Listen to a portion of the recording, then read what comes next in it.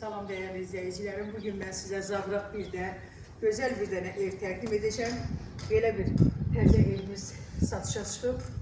3 sot yarımda inşa olunmuştu. Həyətində besetkası. Evin dört tərəfinə keçməyə imkan var. Yəni arasında sağdan soldan keçməyə imkan var. Evimiz çok güzel, keyfiyetle inşa olunmuş evde. Evin arkasının yanını, sağını, solunu çek kızım. Geçen evimizin içinden tanış olaq. Onu da diyeyim ki evimiz 175.000 manatlı ipotekaya giden evde, yani sənədi paket kupçadır. İpotekaya gedir. Ev yiyəsi, ev qiymətdə indirim eləyəcək. Gel burada bırakılması, mətbəx. Burada müəyyən işlər qalıb, onları hamısını təmir tamamlanma işləri yekunlaşıb təhvil veriləcək kim alsa. Bura zal, bura bir yataq otağı. Evimiz çok keyfiyyətlə inşa olunub, qoşa daşlandı.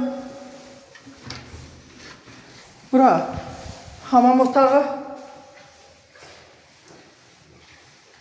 Birinci mertebede yer istif oldu. Çıkar ikinci mertebeye. Ora balkona çıkan kapı.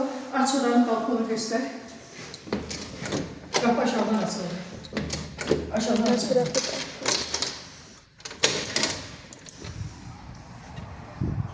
Evimizin gazı, suyu, ışığı var. Yolu asfaltlı. Marşrut da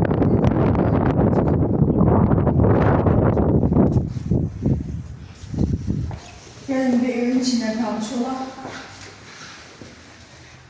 yatak otağı, genişliğine baksın, çok geçenk, geniş, ışıklı. Maşallah burada genişti. Otakları maşallah hamısı elə bilsən zaldı. Burada bir otak, deməli 3 tane yatak otağı yukarıda, bir tane de yatak otağı aşağıda, hamam otağı. Deməli evimiz 5 otaqdan ibarətdir, 2 mərtəbədir, sənədi paket kupçadır. İpotekaya tam yararlıdır. Marşrut evin yanından keçir. Əlavə nə sualınız olsa 055 316 68 12 nömrəsində əlaqə saxlayın.